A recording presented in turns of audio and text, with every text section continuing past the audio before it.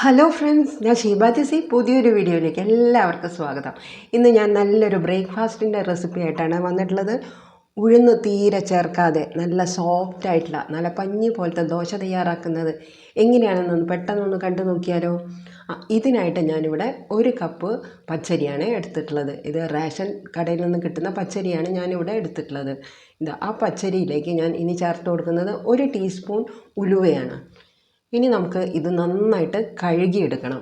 ഏകദേശം ഞാനൊരു 5-6 തവണ ഞാൻ വെള്ളം ഒഴിച്ച് നല്ലപോലെ കഴുകിയെടുത്തിട്ട് കൊണ്ടുവന്നിട്ടുണ്ട്.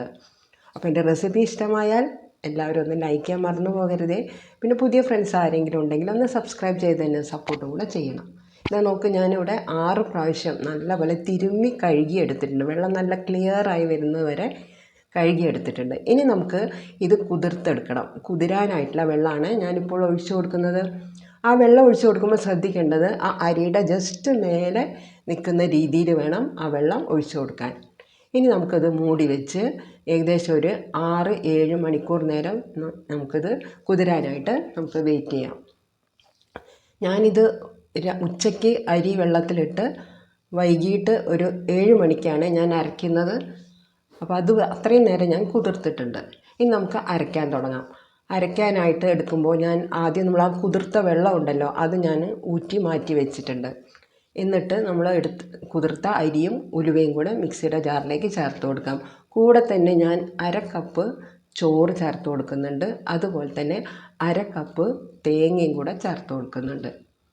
ഇനി ഞാൻ ചേർത്ത് കൊടുക്കുന്നത് ഒരു ചെറിയൊരു തേങ്ങ പൊട്ടിച്ചതിൻ്റെ വെള്ളം, തേങ്ങയുടെ വെള്ളം അതൊരു 1/2 കപ്പ് വെള്ളം കാണാം.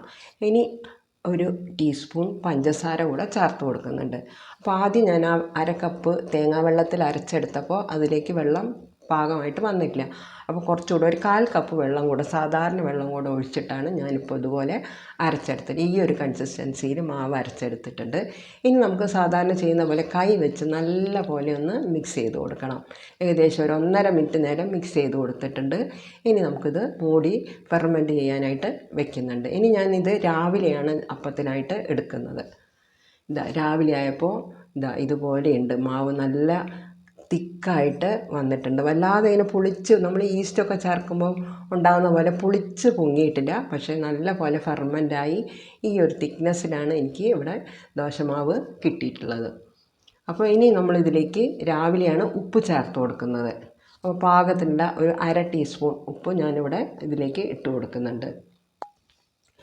ഉപ്പും കൂടെ ഇട്ട് കൊടുത്ത് നമുക്കിനി അത് നന്നായിട്ടൊന്ന് ഇളക്കി കൊടുക്കാം. സ്പൂൺ വെച്ച് ഇതുപോലെ ഒന്ന് ആ ഉപ്പ് മാവിൻ്റെ എല്ലാ ഭാഗത്തേക്കും ഒന്ന് മിക്സ് ആവുന്ന രീതിയിൽ ഇളക്കി കൊടുക്കാം. ഈ ഒരു കൺസിസ്റ്റൻസിയാണ് എനിക്ക് രാവിലെ ആകുമ്പോൾ കിട്ടിയിട്ടുള്ളത്. അപ്പോൾ അധികം ലൂസായിട്ട് നിങ്ങളിത് അരച്ചെടുക്കരുത്. ദോശമാവിൻ്റെയൊക്കെ അതേ ഒരു കൺസിസ്റ്റൻസിയിൽ വേണം വെള്ളം ചേർത്ത് അരച്ചെടുക്കാൻ. ഇനി നമുക്ക് ചൂടായ ദോശത്തവയിൽ എണ്ണ തൂകിയ ശേഷം ഒരു തവി മാവ് ഒഴിച്ചു കൊടുക്കാം.